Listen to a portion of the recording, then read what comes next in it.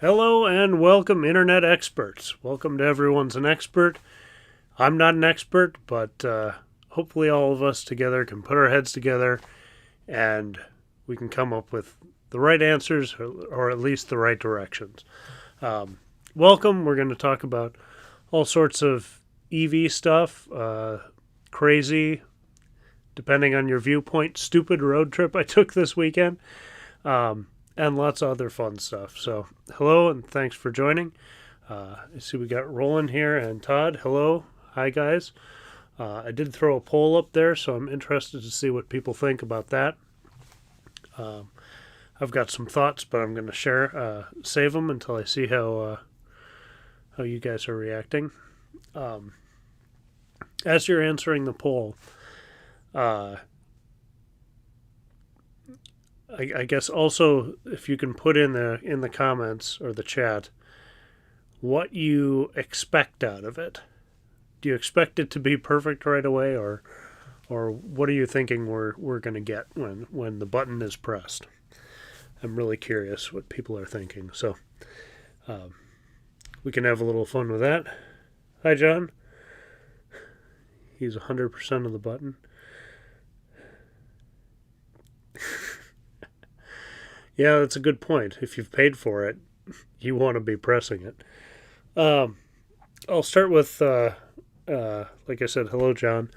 And John pointed this out to me this weekend. I also saw Brendan Flash posted it on the Tesla Owners Club Facebook page that the referral program ended last weekend on Saturday. That was the end of it. And seems to make sense from a Tesla standpoint, where they've got so much demand they can't keep up with it. I don't see it as a big problem because I've never got a referral, which is kind of a bummer. I always would have liked to have had one. Not so much, to get the prizes, but just to, kind of have proof I actually convinced someone to move to an EV or move to Tesla. So it would have been fun for just the, having that, notch in the belt kind of thing. But I don't think it hasn't changed my life at all. Kind of a funny situation. I was telling John this weekend that when we decided to buy a Tesla, I was going to use my friend's referral code, but you couldn't do it on used Teslas. So when we decided to go with an S, we couldn't use it. And then we thought, well, we'll use it when we reserve the Model Y. Well, you couldn't reserve it on the Model Y. Well, I guess you can't anymore. I wonder if you could have a couple months ago or a couple weeks ago. But yeah, so I kept saying, like, yeah, we're going to use your referral code. We're going to use your referral code, because he was the first person I ever saw that had one. And, I just had to ask him all the questions and everything, and he was very patient with me, let me drive it. A red Model 3 in, I think it must have been early 2018. Yeah, and it was a great experience. Wanted to use his referral code, couldn't. I put it in a couple videos, hoping somebody might choose to use his code. But yeah, so just I wish I could have kind of repaid the wisdom he imparted to me about the referral program, and then I wish I would have been able to, like I said, kind of have that notch in the belt of, yes, I officially helped somebody get a Tesla. So there's that. But the gut reaction I saw from most people on social media was that it seemed like people who had a lot of referrals were upset that the referral program was gone. I didn't hear this from everybody, but it just there seemed to excuse me, seemed to be a little backlash of like, hey, I've got all these referrals and I've got miles I can never use. Why are you taking my referral program away? So a little odd reaction there, but like I said, I don't think Tesla needs it anymore. It was a fun perk, and I think it probably was more fun back in the day when you could win trips or swag or things like that, where miles is good. Free supercharger miles is good, but it's just not quite as exciting as I think it once was. Excuse me. Um, so it's probably good for the company. It simplifies a lot of things. Hopefully, they can get to all the backlog prizes and power walls and trips and putting people's photos in space or whatever all the other prizes there were. Um, hopefully they can just run through that and then just be done. I think there is still a referral on Solar Roof, if I'm not mistaken, and you get like $500 off for that. But I'm guessing it's going to be a while before there are a ton of referral solar roofs, but we'll see. Hopefully, like I said, hopefully it's good for the company. And yeah, let's see. It looked like Todd had 2 referrals. Todd, when you got your referrals, was that during the prizes, or did you get free miles out of that? Okay, yeah, now it takes you to solar roofs. Yeah.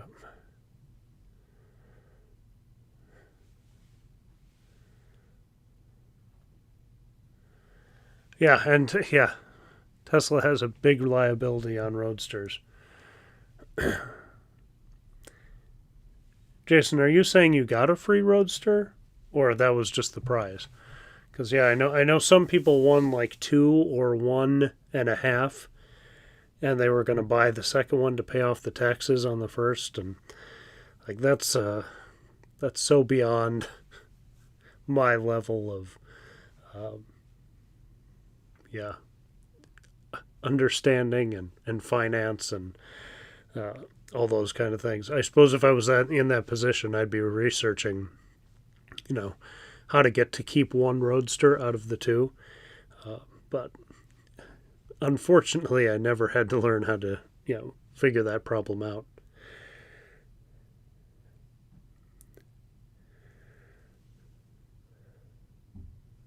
Oh, 2 referrals you didn't ask for, huh? Well, that's.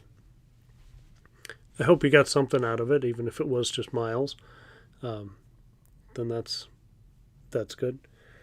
Um, Mike and I were at the event they had in Maplewood. Mike gave someone a test drive in my Model Y, and then we gave her my referral code if she ended up ordering. But she didn't, or at least, isn't ready to yet, and now the referral program's gone. So that ship has sailed, and it's probably fine. I'm really. That's one of those things that I heard the news and I'm like, yeah, okay, whatever. It didn't affect me at all. Um, and it probably, like I said, means good growth for Tesla. So yeah, you needed 50 referrals for a free roadster, and my 0 referrals would take me a while. If you multiply 0 by 50, it takes a while. Um, Classic math joke. But this weekend, as many of you know, I think all of you probably know, I did Todd came along for it. Tim and Tony showed up on different legs of it. And then we met a few other people along the way and did the supercharger. Let's see, I can bring this up with the new graphic even. The supercharger roundup, and I always go to the wrong side on this. I like to hide outside the box. So here was the final route of the supercharger roundup. Left on Saturday morning and went down to Rochester, then across and up to Fargo. Good to see the new Watertown superchargers. And Sioux Falls actually wasn't iced. So that was like a Christmas miracle. There were a couple ice vehicles there when I first got there, and then they left, and it stayed pretty open the whole rest of the time I was there. And I was there about a half hour. So good to see that. One car did go in and out for about, maybe 5 minutes. So, they were not in the general parking sign spots, but they were general parking for less than 30 minutes. So not too much to complain about, especially the last time I was at Sioux Falls and almost got into a fight with someone about it. And this time I'm like, I'm just going to be chill. I'm going to expect it to be terrible. And it wasn't bad. So good to see that. Working on that video. Met some folks in Fargo on the morning on Sunday morning. Interestingly, and you'll see this in the video, the Grand Forks Supercharger, they did kind of the same thing they did in Fargo, where they put the pull-in spot in the wrong spot, kind of the wrong way. And I don't know what's going on, if it was the same installer or just, not great communication there. But kind of an interesting way they have that installed, that it's on the side, but on the back of the side. So like you would back up to it like you would a regular spot, but it's just next to you instead of behind you. Which means that Grand Forks place doesn't really have a trailer spot, which is a bummer. But it does have two charge point pedestals next to it. So 4 1772 plugs. And that's in a Target parking lot with surprisingly quite a bit around it. So I was happy to see that. It's a nice spot. I just wish they wouldn't have screwed up the pull-in spot, or the not pull-in spot. When and if you visit there, you'll understand it. Bemidji also doesn't really have a pull-in spot. There's a place where you could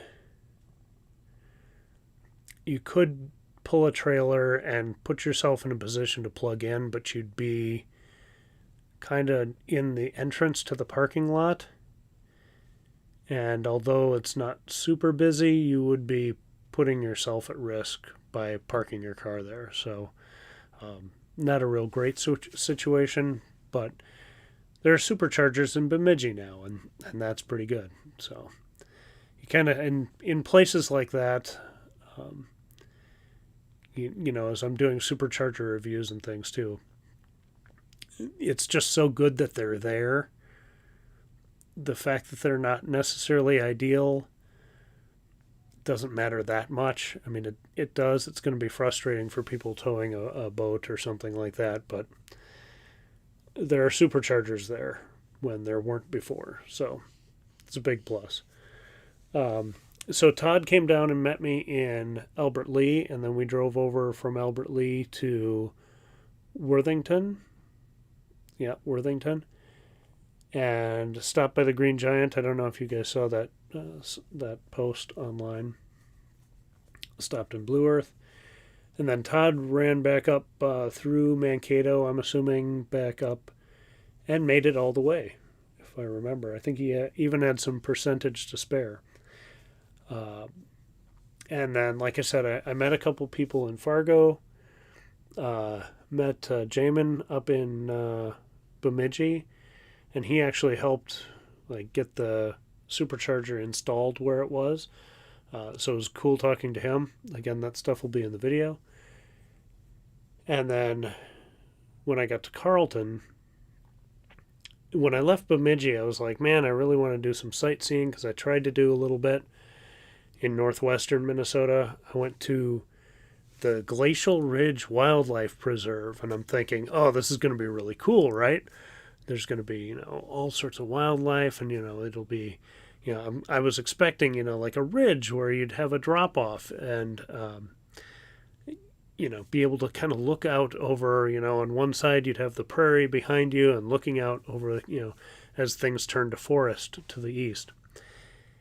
And it was just a couple of gravel roads with minor bumps in the road, a quarry, some cattle, and then it took me down like a minimum maintenance road, a 1-lane, barely gravel, mostly dirt road, and said, "All right, you're here." Now that was on my phone because I had the Bemidji route plugged into the car, but I was doing this kind of side trip with my phone, and yeah, it was really disappointing. And I did see a couple turkey vultures, so wildlife, and some cows, and but it was a little disappointing, and it ate up a ton of time because of the gravel and the small roads. I had to go really slow through there. But I thought, oh, I'll see something cool there, and then I'll go to like the headwaters of the Mississippi, and then go to Bemidji.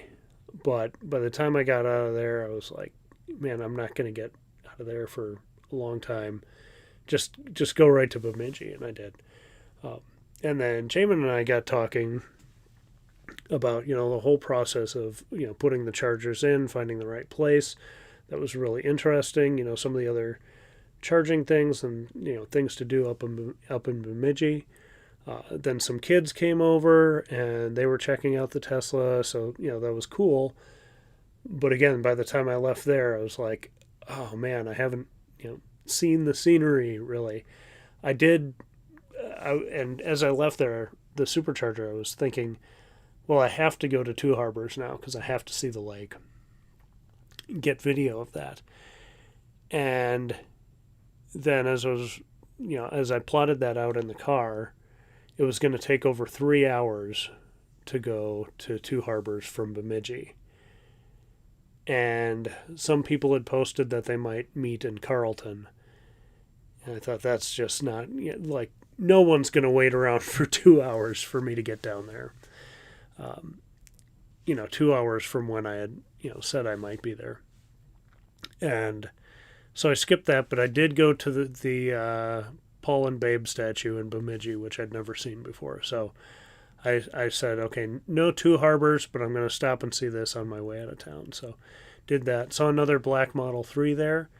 I think they were just there for a couple minutes, just for the photo op like I was. They were parked in the EV charging spot, but not plugged in.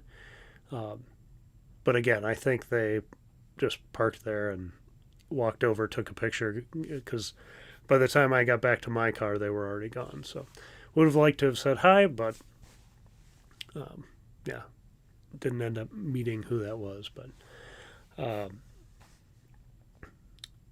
then, like I said, then I went to Carlton. Had a little construction to go through and stuff, but I was going at a fairly brisk clip, I will say, up from Bemidji to Carlton, and that was kind of fun, driving around the lakes and things. And then Tim and Tony, and I'm blanking on Tim's friend's name. I think it was John, but I apologize if I got that wrong. But it was great to meet them, and we ended up talking there for a long time. Got down to Hinckley, ended up talking there for a long time as well, which was great. But kind of threw the rest of the day's schedule out the window, but we weren't meeting anyone else anyway. So got back a little after 9 p.m., got home a little after 9 p.m., and good trip, tough to do alone. On one hand, I was glad I plugged in I'm going to get rid of the map. You've seen it now. I do have another little video clip I want to show you later, but I'm going to save that one. I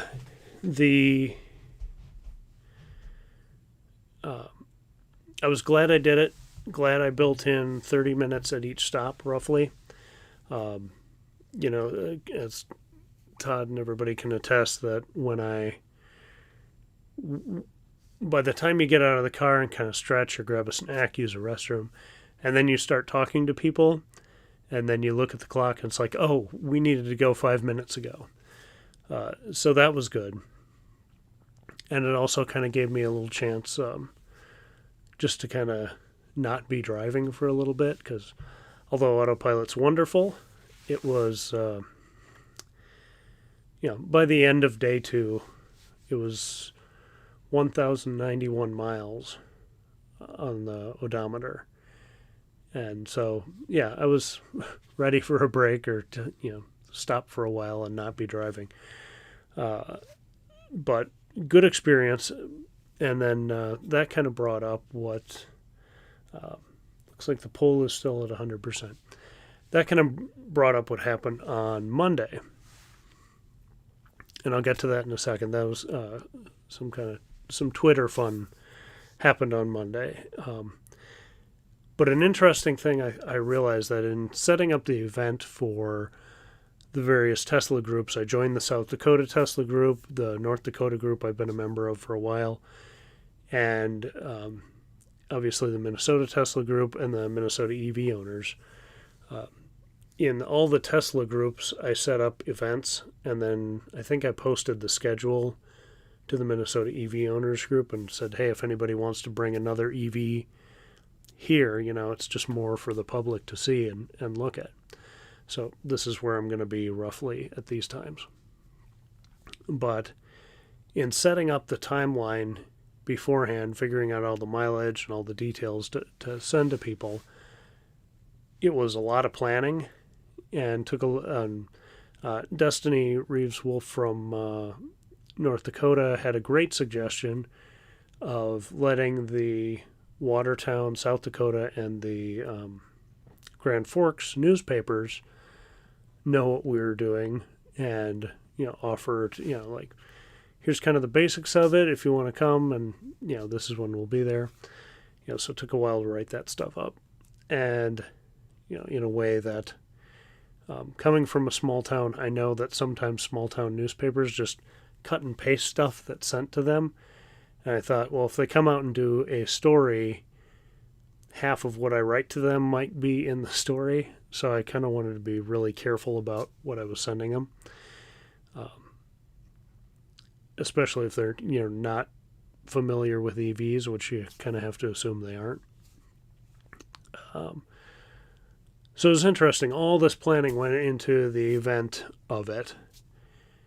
And then I got in my car on Saturday morning and had just charged. I think I did charge to 90%, so I was at 92. It did a little overcharge. But I basically just got in my car at every stop and plugged in the next place and said, do I have enough to go there? Okay, cool. And move on. So the actual road trip part of it had very little planning. And I think I did charge at every location for at least a couple minutes. Kinda to just say I did. I didn't recharge on Sunday morning at Fargo. I had charged the night before when I got there. So I didn't plug in that next morning because that would have been stupid. But basically, I kind of just wanted to do it and see, what it would cost if you were to do it this way and stop at all of them. And you wouldn't. Like I said, I think the lowest I ever got to a supercharger was 29%, which is way too much. But I was stopping at every one. So there was that. But, I think that was cool to see too, is that it just worked and you didn't have to plan it. People like to say, like I could put anyone in this car and say, give them, I think Brandon and Kaylee were just talking about this in their ID4 review, that system isn't quite to the point yet where Tesla's is of you could put almost anybody in it, give them 5 minutes of here's where stuff is in the car, and then they could navigate their way around with voice commands and things. So It was really very simple. I didn't do a lot of pre-planning on the way, and it just went super well. So before I get off that, I really want to say thank you to everyone who is following along, or everybody who actually came along for parts of it, or met up at the different chargers. We met some new people too who just happened to be passing by, didn't know anything about us or anything. Well, they knew things, just not anything about the supercharger roundup. And people were interested, and so some new faces will be in the video of people we met too. So that was pretty cool, and kind of interesting to see what other adventures people were on that weekend. So pretty cool. But thank you if you were following along or just vaguely interested. I appreciate it. But like I said, by the time I got home, sometime around 9:30, I think, and then unloaded the car, talked to my wife for a few minutes, figured it was something I probably should do. And then I went back out into the driveway and recorded kind of the final thoughts of the video and the trip. So when I got up Monday morning, I was pretty tired, pretty just like I need to veg today, and keep it pretty simple. But I was on Twitter, and recently there's been a handful of articles and things about how road tripping with an EV is so hard, and people nobody can really do this. They aren't ready for prime time, whatever. And so I just wrote this on Twitter. Hot take: EV naysayers complaining about road tripability don't take road trips nearly as often as they'd have you believe, and almost no one does. But it's a handy straw man. Then I followed that up with, for transparency, this comes after a weekend of driving around the state of Minnesota. 1,091 miles. Most people drive a few hours, then stop and enjoy themselves at a destination for a while. Not everyone, of course, but it seems like a far more enjoyable way to live. Like I said, I was just jumping from place to place.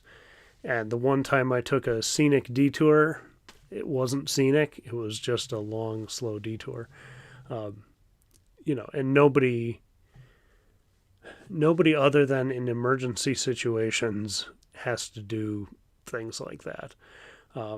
You might take a cannonball style trip across country, but most people get in the car with family, go a couple hours or an hour to a place, play there for the weekend or the day or whatever, and come back. Or you take a longer trip in chunks. It's just how most people travel. And so on Twitter, that got a lot of response, which was good and cool.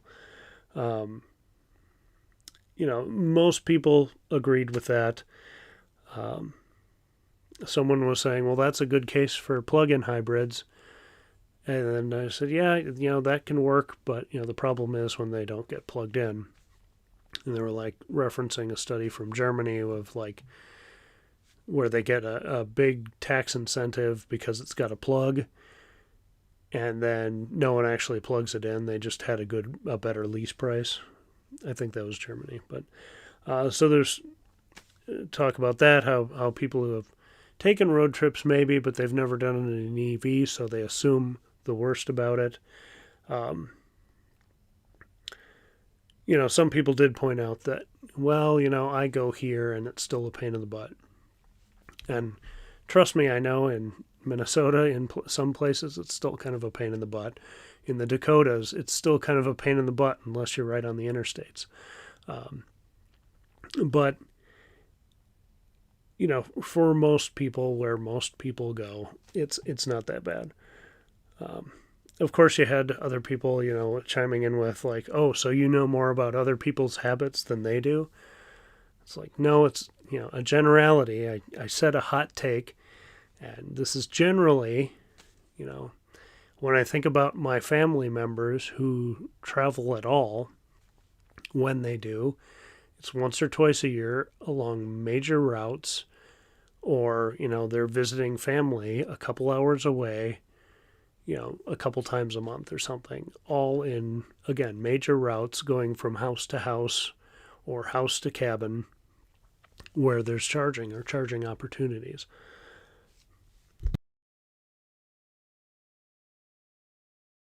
Somebody brought up the iron butt, like motorcycle riders who do like, you got to do more than 1,000 miles a day, and I'm like, yeah, but like everybody, like, that's a status thing because it's so hard to do, and a lot of people, buy their motorcycles thinking they're going to do that, and they drive it a couple times in the spring and then it sits in the garage. And again, I know not everybody, but everybody knows people like that who have done that kind of thing. And then there was some good talk about like, well, yeah, but the perception, is that if that perception exists, it hurts sales. And that was kind of my point of like, having that narrative out there, just it's kind of a straw man that hurts sales. But the infrastructure does need to improve, obviously. I had a really, really great response here, and I wish I could bring this up on the screen. I don't have the right cables for that right now. I hope to be able to do this in the future so you don't have to watch me read.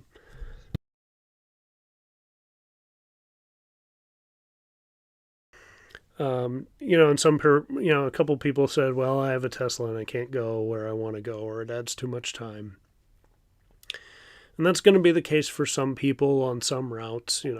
Obviously, not every vehicle is perfect for everyone's use case. There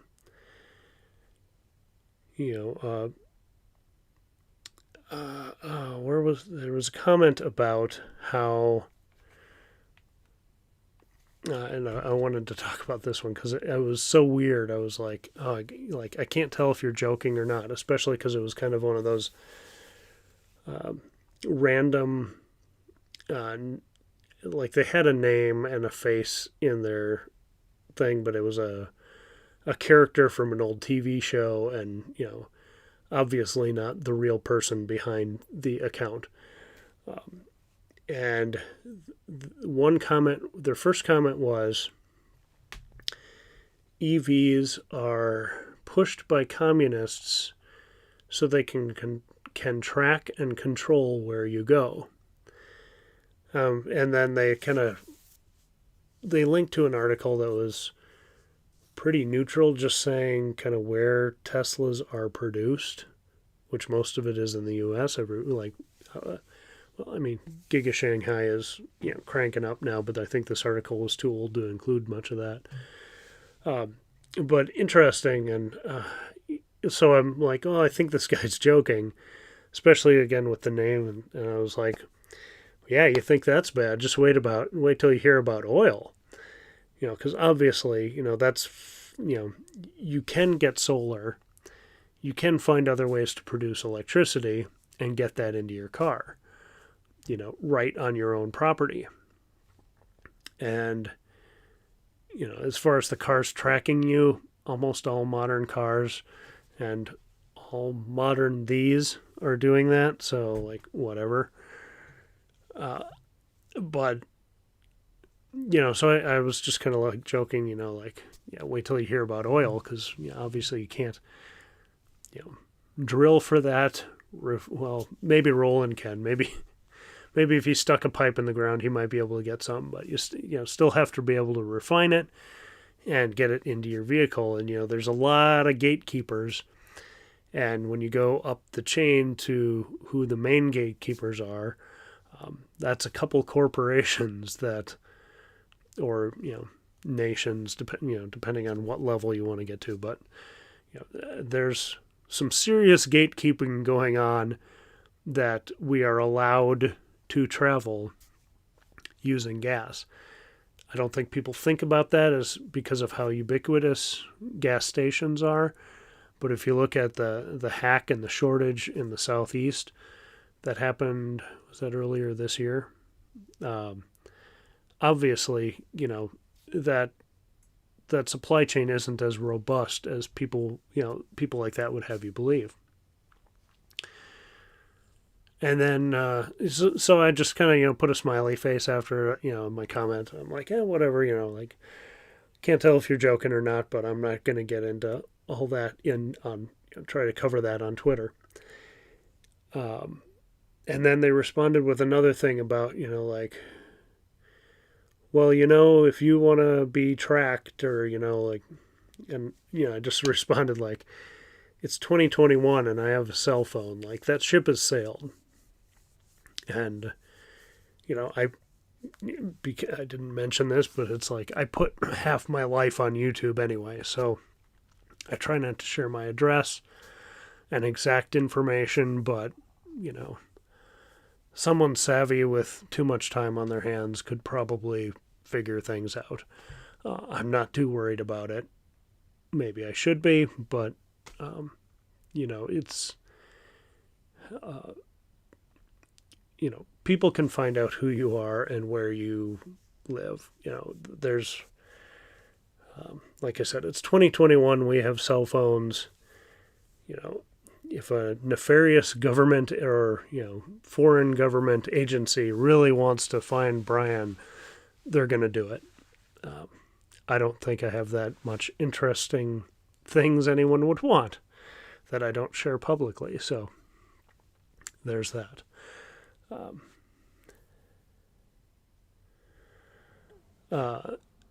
Anyway, but I thought the response for the most part was people saying, yeah, we don't really, road trip as much as we can. And you got a couple of people, like I said, saying, we do it all the time, or I cross the country 6 times a year. And it's like, okay, well, maybe it's not right for you then, but everyone in your family who doesn't do that thinks you guys are crazy for doing that, right? Like, just the amount of driving I do, people think, it's insane. Like, why wouldn't you fly here or there? And it's like, well, Teslas are super fun to drive, and I like to do it. So, call it a hobby or whatever. But, most people, like I said, don't do that kind of thing. And so if I can do it around, rural parts of Minnesota, definitely the states with more robust infrastructure, you can do it easily. Let's see. Total cost and supercharging for the trip, I haven't looked. I need to, but I'm not that far in the video where I need to know yet. So I haven't looked on my account and checked on that. But it will be in the video. Probably, I'm going to try to do the whole trip in one video and release that on Sunday. If I can't get the whole thing done, I'll have at least to the first night in Fargo finished for Sunday.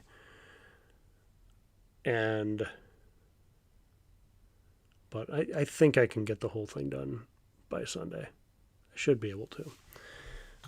And that information will be in there, and I'll try to include like how long I was at each stop and things. Like, a couple of them, I got to the supercharger early, but then I either got talking to somebody and stayed later than I was scheduled to, or I got there early, had only planned on being there 30 minutes, but since I got there 20 minutes early, I was there for 50 minutes.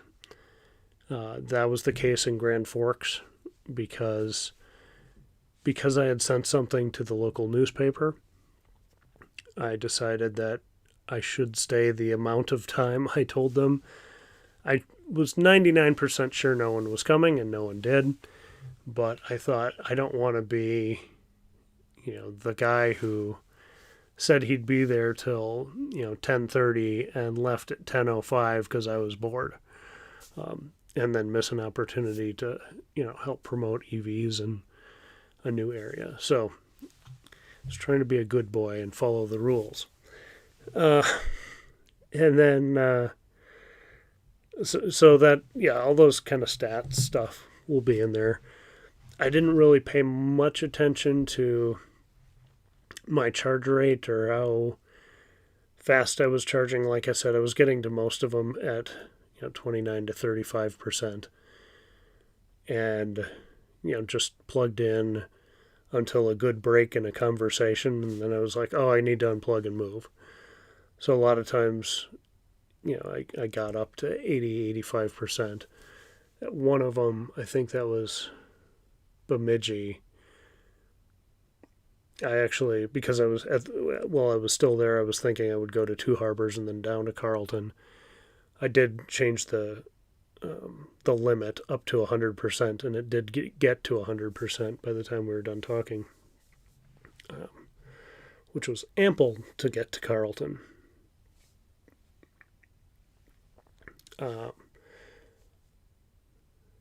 So anyway, I thought that whole exchange on Twitter was pretty interesting. People's perspectives and kind of talking about their different trips they do and what they expected before they bought an EV, and then whether it works or not for them. And for the most part, like I said, people were in pretty good agreement that in most places, in most cases, at least in the U.S., you can do it. And I definitely think for 2-vehicle households, 1 vehicle could easily be an EV, especially driving through the small towns and farm communities in rural Minnesota, both in southern, western, and northern Minnesota. You'll pass a farm that's got like 2 trucks that you can tell they use for their work stuff, and then there's like 3 like old Plymouths or an old Saturn or something, parking, and you can tell that's the going to town vehicle, just the cheap sedan, maybe take the kids to school, run around.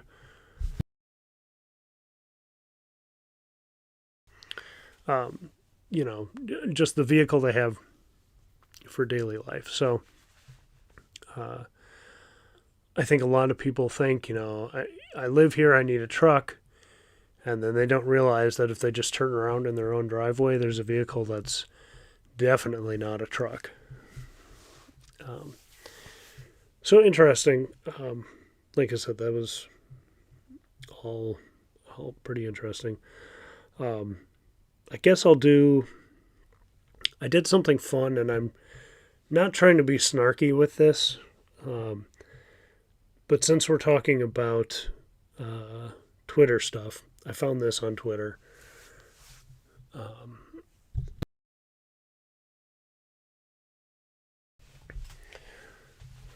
Okay. Hey, Plug and Play EV, welcome. Thanks for joining. I saw you just had an update. I haven't had a chance to watch it on the Bolt recall situation. I did want to touch on that tonight. It sounds like they're finally starting to produce batteries that should be going into Bolt, but I don't think, at last I checked, that there was a specific timeline for when those were actually going to be scheduled to be installed. So if you have new or better information on that, I'd love for you to add that in the chat. Obviously, folks can check out your channel and see what the latest news you have there as well, because I've been trying to follow it, but obviously I don't own one, so I'm not getting notices from GM or really up to speed. I've been watching a few channels and trying to keep up on Twitter with what the latest is. So hopefully those things can get resolved pretty quickly. If they're producing quality batteries now and people can get replacements, hopefully that means they get new batteries with new warranties, new ranges. Even if it's just a couple miles, I think that would be a great plus. And I would. If there's anything I missed on there, feel free to add that in the chat, and let people know what's up. Or like I said, people can check out Plug and Play EV channel and see the latest there. So this other thing I want to do, and like I said, I don't want to get snarky, and I know Todd wants me to rant all the time, but I'm going to go to this. First one should arrive at dealers in late October. 2019 Bolts seem to be the most impacted population, so they'll likely be first. Okay. Well, late October is better. I mean, it's not great, but it's way better than what I was expecting. I was concerned this was going to be not sorted out and people wouldn't be getting batteries till March or something. So that is again, better news than I expected. So thank you for sharing that. And then let's see. Okay, we're going to go to this. So like I said, on Twitter, someone posted, and I've talked a little bit about this in the past too, about, luxury is all in the eye of the beholder. And what I consider luxury and acceptable for a luxury vehicle might not be what other people do. And someone made a post about this, and I just want to point out some of the things that I noticed. And this is not to pick on Mercedes. I know a lot of people love them, and yes, better than a burned garage, definitely. But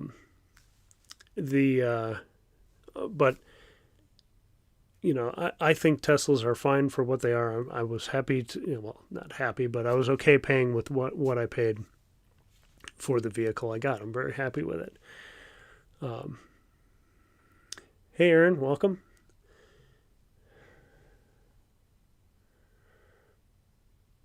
Ooh, you got to drive a Plaid tonight. That's a good problem to have. If you want to share any of your hot takes from that, feel free to add those, because I'd be curious how it went. I'm guessing they're quick. So anyway, I want to bring this up. And again, I'm not trying to be a jerk. I'm just trying to point something out. So this was the post. And you can see up in the corner, he's saying, those who believe that a Tesla is a real proper premium vehicle have never driven one. So, okay, I want to pause here because I got a couple.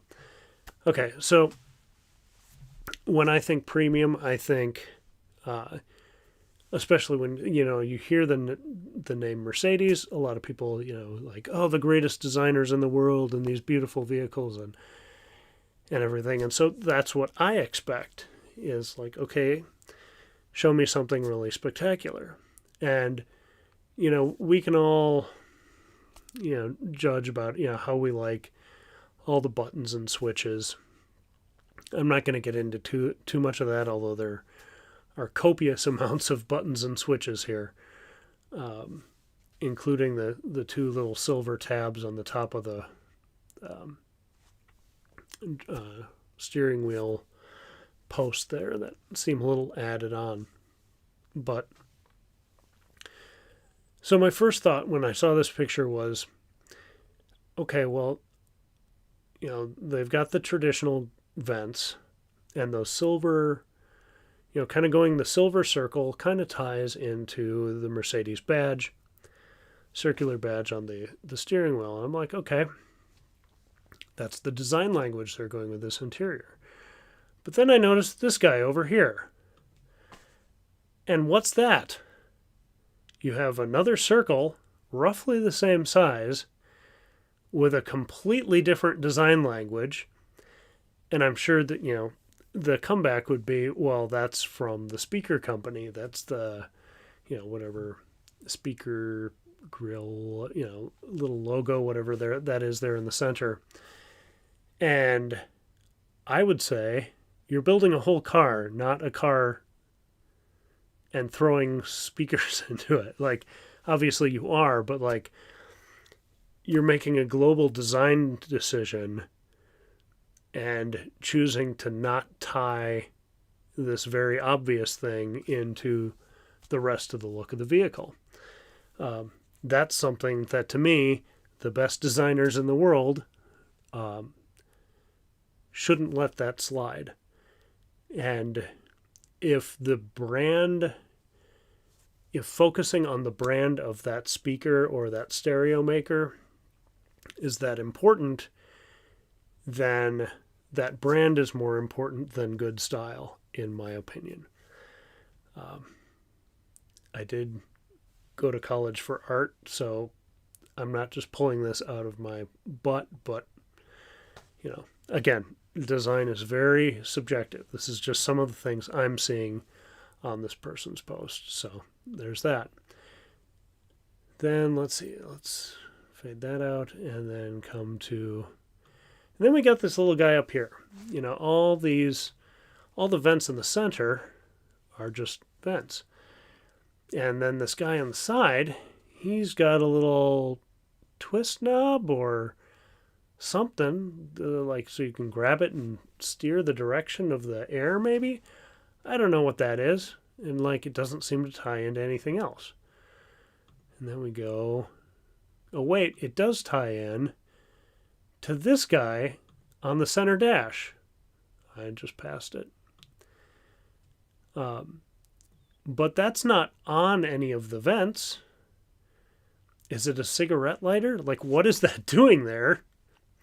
And again, maybe it has a really useful use, but design language, there's not one between the other two vents.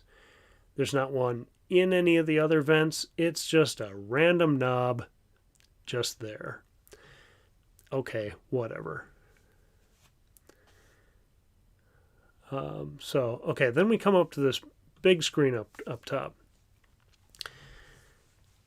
And again, this is just stuff I see. People can like it or not like it, whatever. I don't care. But so you've got this big wide screen that's partially your binnacle, partially your navigation.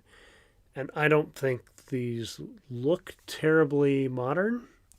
Again, that's subjective. But look at how much black space there is around that instrument cluster and around the bezel of that screen, where it's not really making use of that whole screen, or maybe that screen just has a giant bezel.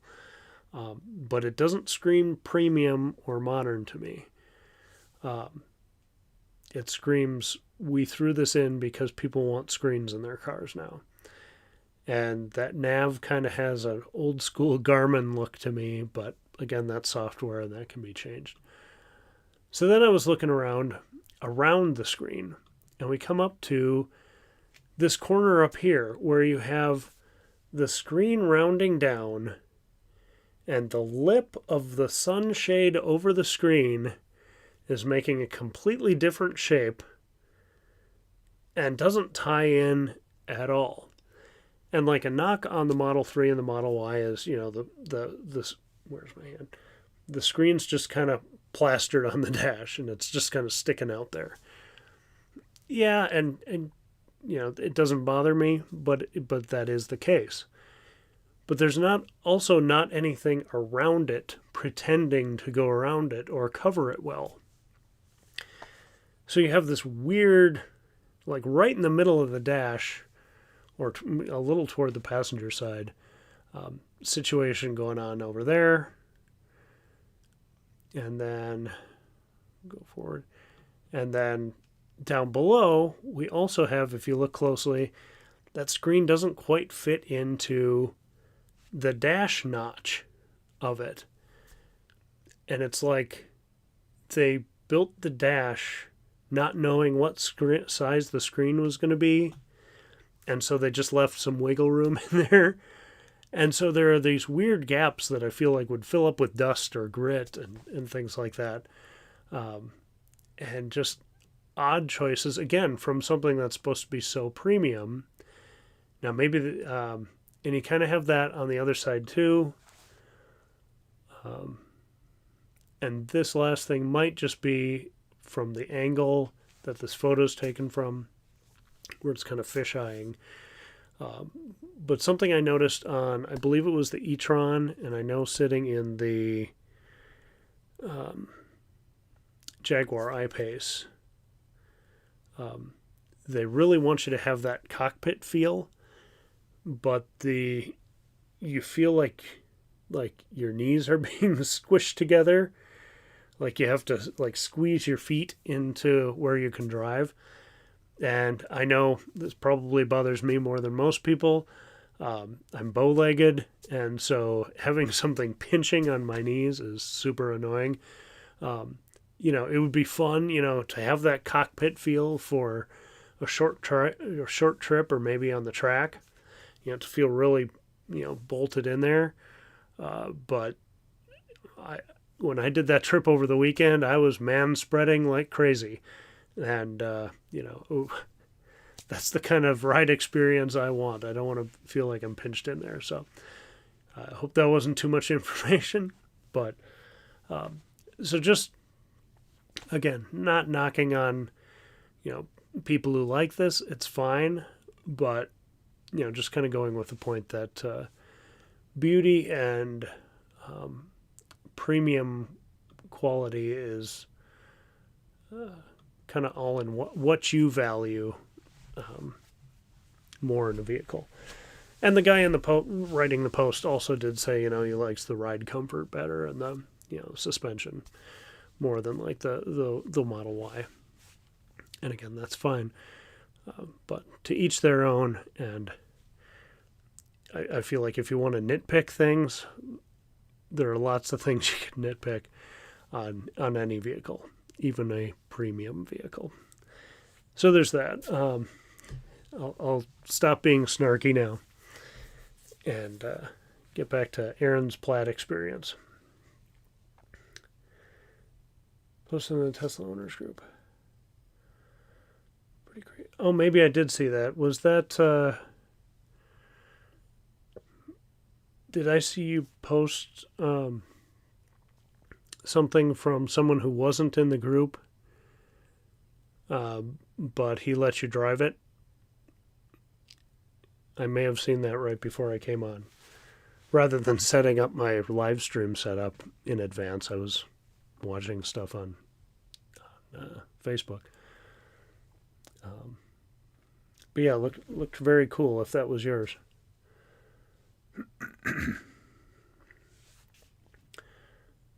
The thing is just nuts. Wasn't planning on driving, just offered.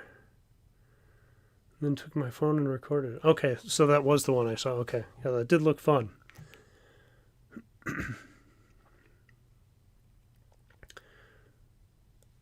Same thing in the Polestar 2. The tunnel hump and high center console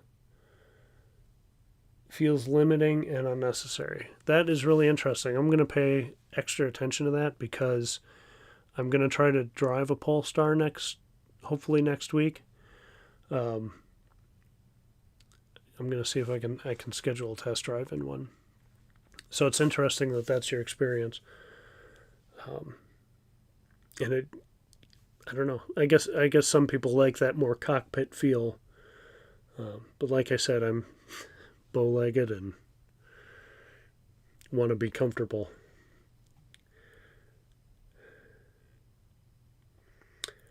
Refreshed S loses man spreading area with the new center console. Oh, well, that's too bad. I guess it's good I can't afford it then. I was going to get it. I was going to go Plaid. But, that just kind of turns me off on it. So, yeah.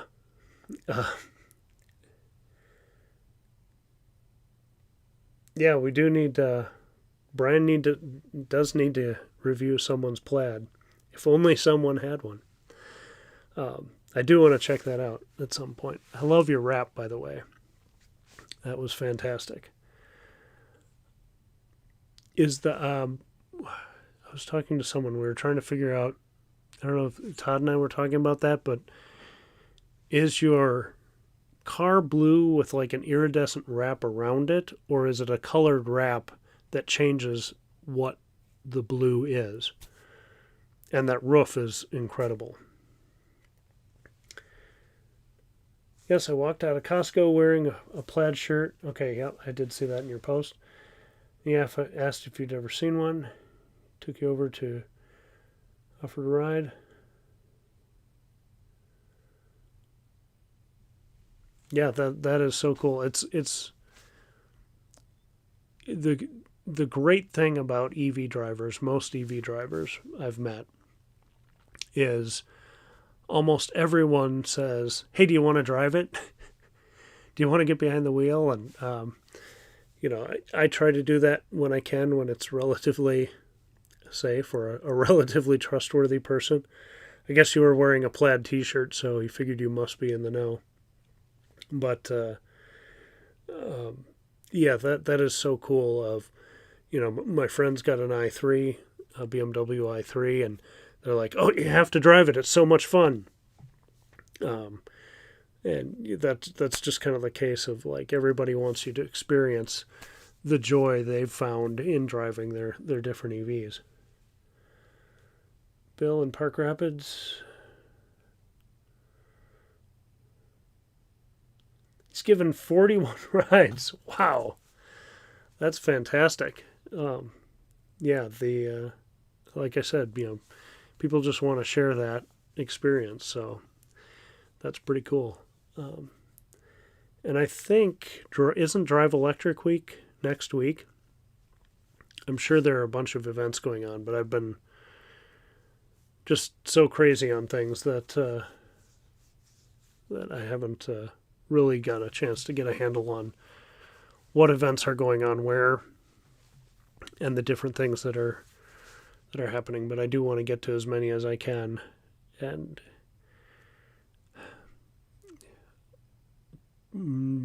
depending on the situations, it would be great to give drives to. Okay, it is a clear PPF film over the blue. It has a prismatic embedded metal flake. Wow.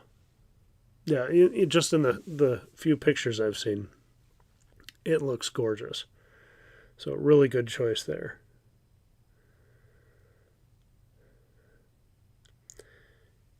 10-year warranty on the PPF, I'm assuming. Next week is Drive Electric Week. Okay. Yeah, so anybody who's watching this the rest of this week, look and see what events are in your area. If you want to check um, the, I'm blanking on the name of the organization, the National EV Drivers Association. I have a button over here somewhere. Um, anyways, search National Drive Electric Week, and you should find some things if you just do a Google search and search with your area. And if you don't own an EV or you're just curious, see what's in your area and check one out. Do some test drives, that kind of thing. I was kind of thinking of just putting on my standard. Again, it depends on how many events I'm doing and things. But I was thinking of just posting on my Facebook page that like my friends and family see. Just like, hey, it's Drive Electric Week. If anybody wants a test drive, I'll drive to you and, show you the car. And within reason, within Minnesota, I think I could do that. But I don't want to be driving to see one person in Mankato when, I could be at an event in, somewhere else showing it to 50 people either. So, like I said, I need to see what events are out there and see where the best bang for the no bucks would come. Electric Auto Association and Plug-in America. Okay, thank you. Appreciate that. I was like, of course, if I wasn't live right now, I'd be able to spit that out of my mouth really easy. But that is the good and the bad of live. So Electric Auto Association and Plug-in America. So look for those websites or any posts they have on social media, and you'll be able to find EV events. So where did I want to take that? Oh, another PSA that's unrelated, but a friend of mine's son is having a really hard time with mental health issues. And I know people post like the suicide prevention hotline all the time. But if you're someone out there who needs help, reach out to someone. If you're not comfortable reaching out to anyone you know, find the suicide prevention hotline and call and see what you can get for resources to help you. Because there's a friend of mine's son who's going through a really tough time, and in the connected but disconnected world of the internet, especially for kids, it's really tough. And so just wanted to say that, not to be a downer, just the reality that if you or someone you know, or you think someone you know needs help, reach out and either offer an ear to listen, or like I said, the suicide prevention hotline, because life gets tough sometimes. So just wanted to put that out there. Totally unrelated to EV stuff, but know that there are people out there that care, and even if it seems like there aren't enough resources to go around to help, people do care and want you to get the treatment and help you need, or the help the people you love need. Very different than Drive Electric Week, although driving electric does bring you joy and gives you a sense of community and purpose.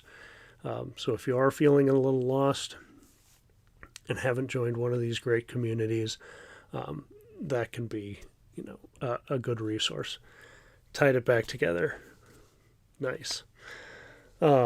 Anyway, I just had to throw that out there because it's a thing my friend's family is going through, and on the mind, and thought I'd tie PSAs together. So it's really hard to get off that topic. Sorry. Look for EV events next week. Another thing I was listening to this week was Alex and Brandon's Living Electric podcast. I listened to it on YouTube because I'm obsessed with YouTube. So a lot of people have podcasts, and I end up watching the blank screen of just their graphic while their podcast plays. Probably not the most efficient use of power on my phone, but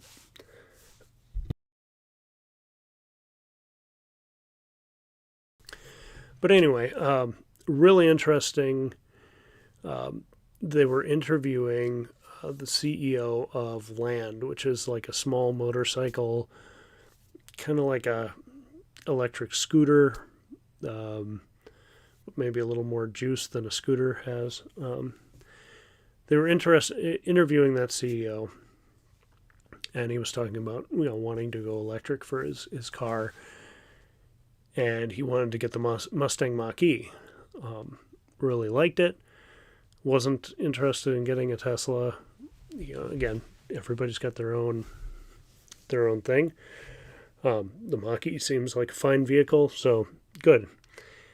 And he couldn't do it because when he went to the dealerships, they were adding a lot of costs to it and didn't know anything about it.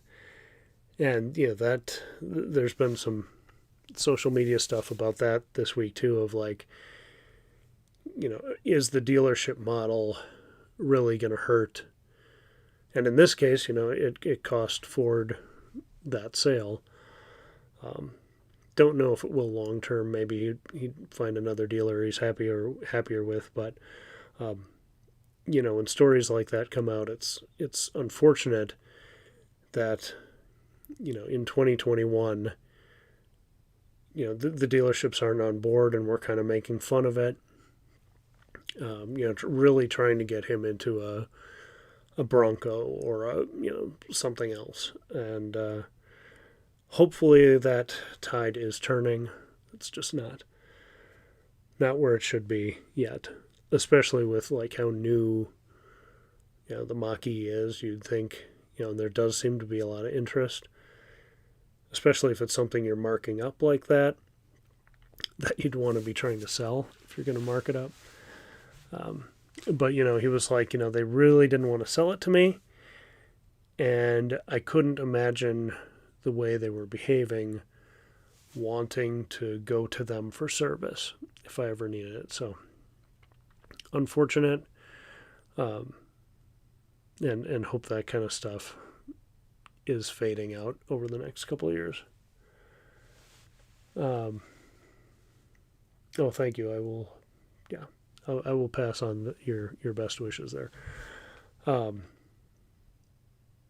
The other thing I was kind of hoping for this week was to hear about Rivian deliveries starting.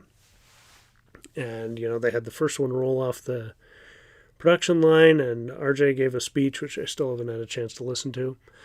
I'm really excited for those to start rolling out. So I thought, okay, it's going to be maybe a couple days will pass, but then we're going to start to hear, like, they delivered 5 today. They delivered, 20 the next day. And as far as I know, they've delivered 1.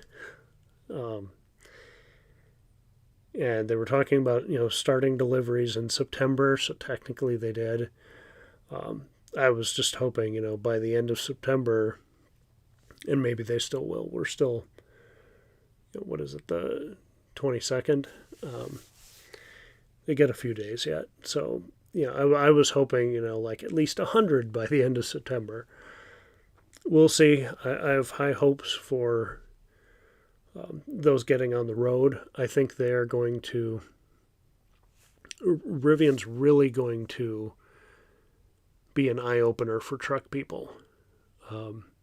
Because it looks pretty traditional, and Ford's isn't out yet, so the F-150 guys, the Ram guys, the Silverado guys don't have another EV to look at yet.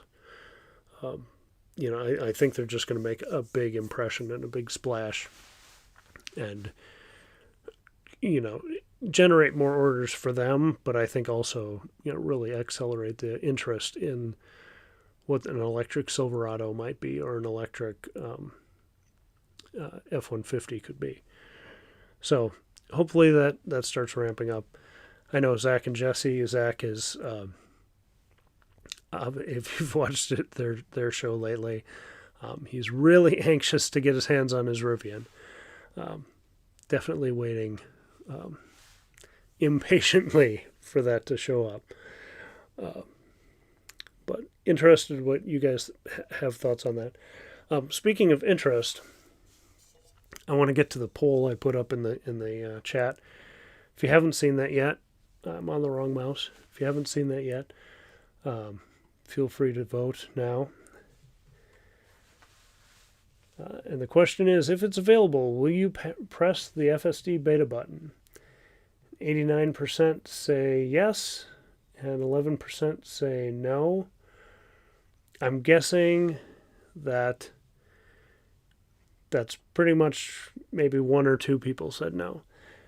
If you said yes, what are you expecting it to do?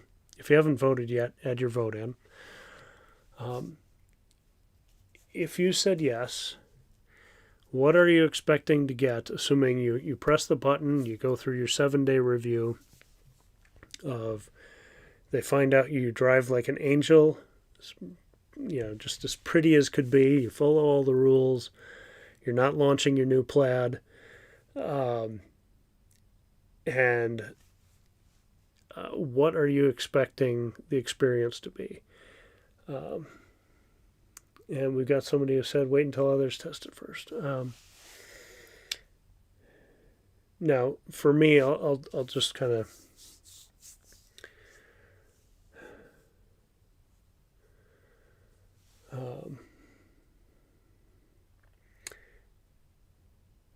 I'll get to these other Rivian comments in a second, but before I lose my train of thought again, what I'm expecting from FSD beta, and I will press the button right away and drive as delicately as I can for that 7 days. What I'm expecting is to put it into some challenging situations and have it not be perfect. I'm really expecting to be a trainer of FSD more than a user. I mean, I want to use it, but I'm expecting to pay close attention and have it not do some things yet. I think that's a safe way to go into it. After watching some of the beta videos, I was just watching a Dirty Tesla video he did in March early when they were originally talking about the button. He kind of did a video on, it's kind of the old visualization, but kind of what you should expect, that it isn't perfect yet. And we can see it's made strides since then, but still isn't perfect. There are a lot of roads and things I want to test it on, and I'm expecting it to impress me in some places and scare the crap out of me in others. I don't think for the first week of having it, first week or so, that I would do it with my wife or daughter in the car until I had some pretty good experience. Like if you've used autopilot or one of the other driver assistance systems and even AP1, you learn what it does well and what it struggles with. And I expect that to be the case too, where there's going to be a little learning curve of, okay, I took it to all the weirdo situations that I know of. It handled these pretty well. It doesn't handle these well. And, where you need to be, you need to be paying attention the whole time. But, like with autopilot, like with FSD, with the navigate on autopilot, sometimes it wants to change lanes when it shouldn't. And so, after using it quite a bit, you're like, yeah, we're not doing that. No, we're not doing that. I know you want to follow the route. We're not doing that right now. And so, there's one drive I had where I was just like, nope, cancel. We're not doing that. But I did keep it in Navigate on Autopilot just to, because I wanted to keep telling it this is not the right thing to do in this situation. And I'm expecting beta to be kind of like that. So if anybody else has any expectations, sounds like we're, for the most part, anxious for it. I am really nervous about people abusing it. I think they'll get yanked off the system pretty quick, but not until after news stories have been written. And that's unfortunate. But I also have a couple thoughts about kind of their situation with data. When they were talking at AI Day, they were talking a lot about the kind of what Dojo will be able to handle from a data perspective. And they were talking about, the system they're using now, they want to be able to shut that off and just use Dojo in the future. And kind of my thought as they were doing these small group of beta testers was, especially in the beginning, there's probably only so much crunching they can do. There's probably only so much remodeling and fixes based off of the information they're getting. Especially in the beginning, there's going to be a lot of things it does poorly, which it did. And correcting those, you don't need hundreds of thousands of people sending that same data in that, hey, it doesn't do this really well. So I think they kept the group small, either from a sake of we can't handle this much data, or we got to get the obvious stuff out of the way. And either way, it seems like now they're either able to handle more data, or, obviously there are still plenty of people posting disengagement issues, but there are also a lot of people posting of like, oh, flawless drive. And so there's limited worth you can get out of a flawless drive. So I'm guessing now's the time to broaden this out and bring people in, get more data, different parts of the country. If we're all testing it in the Midwest or in different places other than California, then that's just going to be good extra data from our parts of the world. So that's great. Interestingly, when they were talking about how we're going to judge the good driving after you press the button, they were talking about using the data calculations or the driving calculations in their insurance calculator.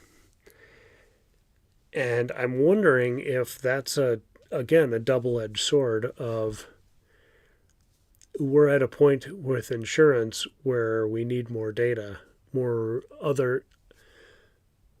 users who aren't necessarily on insurance, maybe in different parts of the country. Our insurance algorithms need more data. So this is a way to kill two birds with one stone. And I wonder if that's part of the case of our insurance company is going to, or our insurance organization brain is going to get this huge influx of people opting in, for data, that then they'll be able to maybe fine tune their cost structures or something, maybe have a better idea of what's more typical driver and what's more outlier situations. So they could be getting a big side benefit on the back end that we won't know about. But it might also, in states like Minnesota that probably won't have Tesla insurance for a while, when they do open it up, they'll already have data, insurance data on the state that we've granted to them. And I could see how that would be a really good way for them, again, on pricing and kind of knowing how to come into different markets. Might be a huge unexplored benefit for them. So just something that hit me as I was reading Twitter today.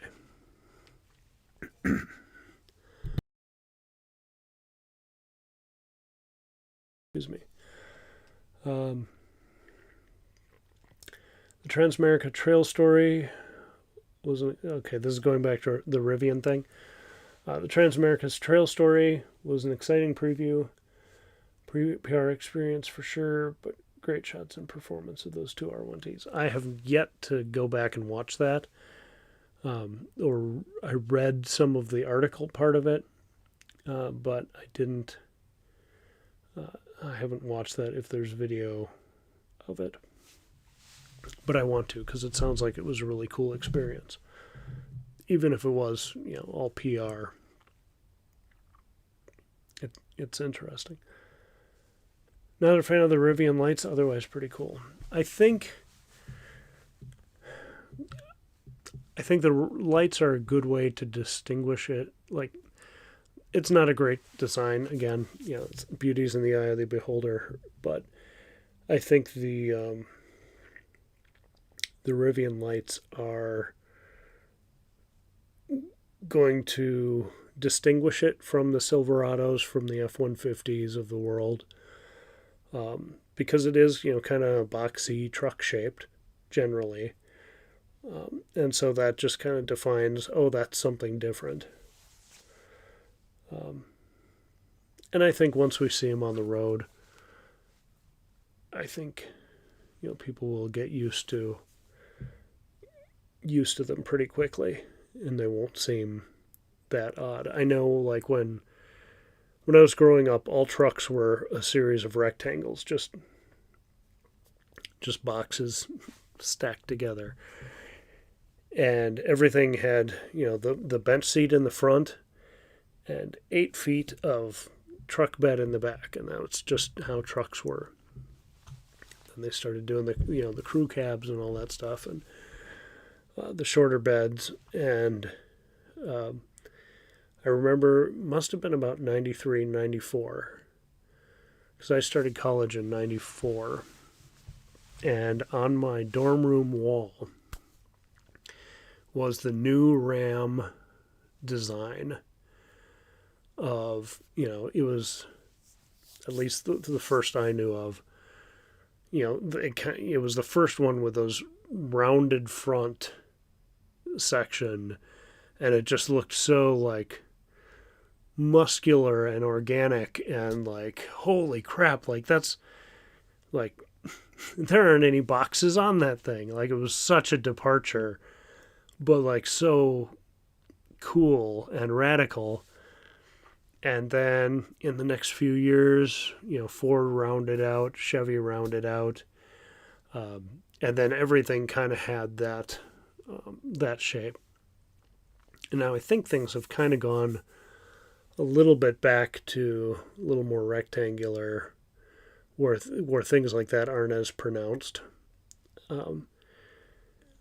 But there's so many different. You look at like the Cybertruck's got the slanted side rails, and some people don't like that, but then like, so does the Honda Ridgeline, has those weird kind of triangle sections on it.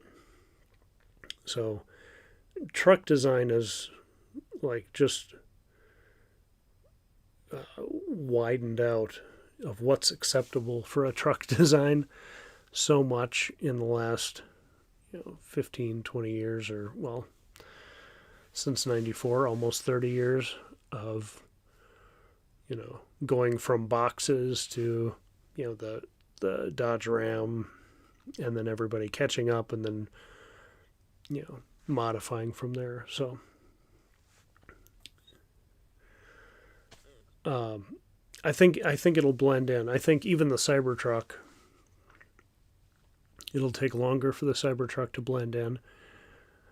But I would say 2 years after we start seeing them on the roads, so maybe 3 years from now, they won't be that revolutionary looking. It'll be interesting to see. It might chase all the other brands in the other direction, but we'll see. I don't know. But those were my thoughts on that stuff. Like I said, I hope they do well. I hope they sell a ton of trucks, and yeah, they just get more people in EVs. Another interesting thought I had. This wasn't on my list, but I'm going to punt with this because I was ruminating a lot about it on the road.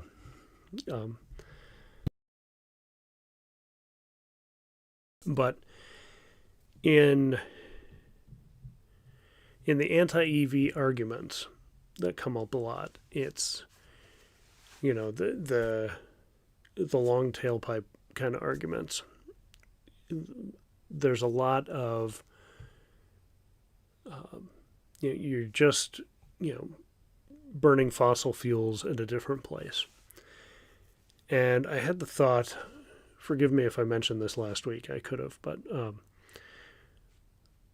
of the thought of in your home, years and years ago, you used to have a fireplace or a like little iron stove in every room, and you had to, have coal or wood or something in that all the time, all winter. And it wasn't really efficient and tough to maintain and more dangerous, way more fumes, all that stuff. And then, we got radiators where you had like a boiler and then radiant heat, water through your house. And then now a lot of people have, forced air furnaces and ducting. And switching to an EV is, even on fossil fuels, is kind of like that, where you're taking, instead of everybody taking a little bit and polluting more, you have a more efficient way of producing the energy and then putting it out in the world where it's not polluting. So you're not polluting every room with coal dust or, wood, smoke and everything. You're not having to use that much more wood in all these locations. You can, by using an EV and using a centralized power station, obviously solar and wind generation is different, but I'm just saying, purely fossil fuels, you're basically switching from a 1800s little black stove in every room to a central heating and cooling system using a furnace, which burns a lot more efficiently, all in one place, and moves the heat where it needs to go. That wasn't the most eloquent way to word that, but it's been on my mind. So again, with Drive Electric Week coming up, if you start hearing that argument of just you're still burning fossil fuels, it's a good analogy, I think. Maybe you can find a better way to word it. When I was thinking about this in the car on the drive, I thought, this is going to just roll off the tongue. I'm going to have this right at the tip of my tongue. And then now saying it out loud, I'm like, I need to find a better way to explain it. So I hope that makes sense. And correct me if I'm way off base on that. But I thought it was a good analogy, and I thought I'd share it again, as hopefully we're going to be sharing our EVs or EV stories in the next couple weeks. To have that in your pocket.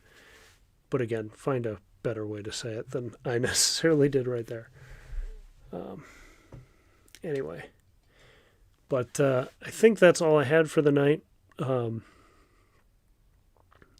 I did want to, I don't know if anybody's been watching the Inspiration 4 stuff, but they made it home safely. It was fantastic. I think there are going to be 2 more episodes on Netflix of Countdown, the series about the journey. It's been great so far. I think there's going to be at least one episode coming up will be kind of the whole space-time, and then the final episode will either be like the end of that and then kind of the after, final thoughts, or maybe it'll all be final thoughts or whatever. But really interesting, and excited to see those next couple episodes. One other thing I realized as I was talking about episodes and final thoughts,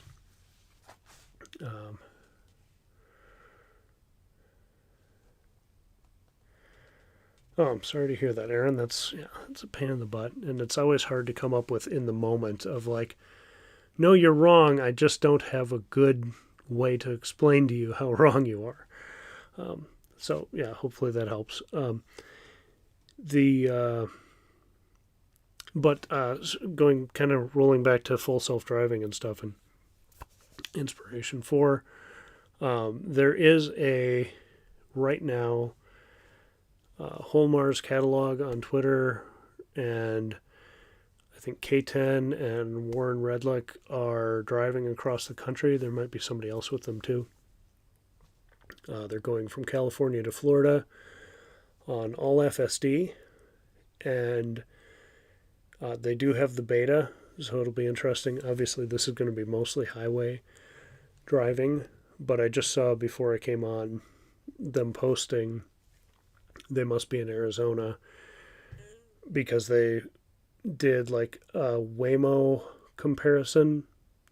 So some of them, I don't know if they did it at the same time or did one and then the other and timed it, but they did same starting point, same ending point with Waymo and with FSD. And apparently FSD got their, I think they did 2 trips, and FSD got there about 5 minutes faster each time, but each trip they did have a disengagement. And apparently the Waymo didn't, I'm guessing, or they would have mentioned that. So interesting. Again, it kind of goes back to we might be doing a little bit of babysitting for a while, but I'm excited to do that and expecting it, and hopefully most people who press the button will be as well. But I have been following that. They just left this morning. Again, it sounds like they're in Arizona or were earlier this evening. I don't think they're trying to do a cannonball, overnight kind of thing. So I'm guessing they've stopped for the evening, and we'll pick it back up in the morning. But it'll be really interesting to see. They're doing video, the whole time. So it'll be interesting to see how that trip goes, especially when they get in more Midwest cities, getting on and off places for the superchargers, especially the ones that aren't right off the road, and just the different situations they'll find. So I'm excited to follow that. I'm glad someone's doing it publicly, and I hope it goes well. Obviously, if it doesn't go well, there are going to be articles and all sorts of things about that. But anyway,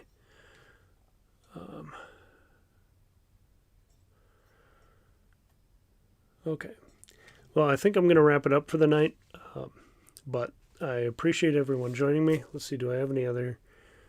No, there's an. I was just looking at my other clips I had lined up in the other little scenes you set up, and I don't have any other cars or anything I'm going to make fun of. I didn't really mean to with the Mercedes.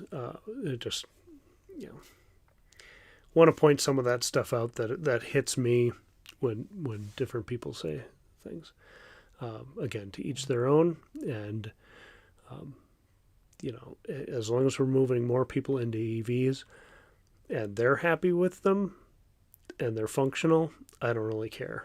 It can look like a little bean or a box or whatever. I don't care.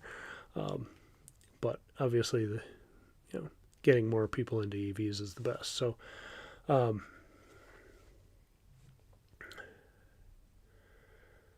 was this total cost?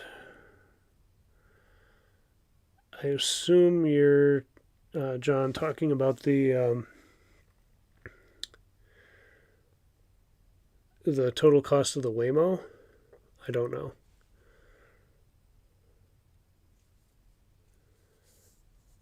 I imagine they'll post all that at the end. And if they don't have a video that I can direct you to, then I'll just see if they post that on Twitter, and then I'll let you guys know what they came up with. If you're interested in the Bolt info, like I said, plug and play. EV has, I think just yesterday, posted an update on that. Obviously, thank you for sharing the updates here. And everybody have a great Drive Electric week next week. Let's get more people into EVs. Hopefully Sunday is the full supercharger roundup video. Oh, dang it. I didn't do the... In the video, every time I say supercharger roundup, I have this little hawk screech of, the kind of Old West kind of... I can't do it, but you know what I mean. It just has that desolate kind of sound to it. It's kind of cheesy, but I figured it would be fun in the video. And so I was going to add that as a sound effect into this. So every time I brought that topic up, I would play that. But you're probably better off that I didn't. Anyway. Total cost of superchargers? Yeah, I don't know. We'll have to see what they say, and like I said, I'll figure that out for my trip over the weekend and have that video. Like I said, that video should drop on Sunday morning about 9:30 Central Time, and yeah, I think that's it, unless anybody else has anything else. But have a great night. I really appreciate you joining me, and I'll catch you in the next one. Again, look for the Supercharger Roundup coming out this Sunday, and then more adventures to come in the future. But thank you. Have a great night. Bye.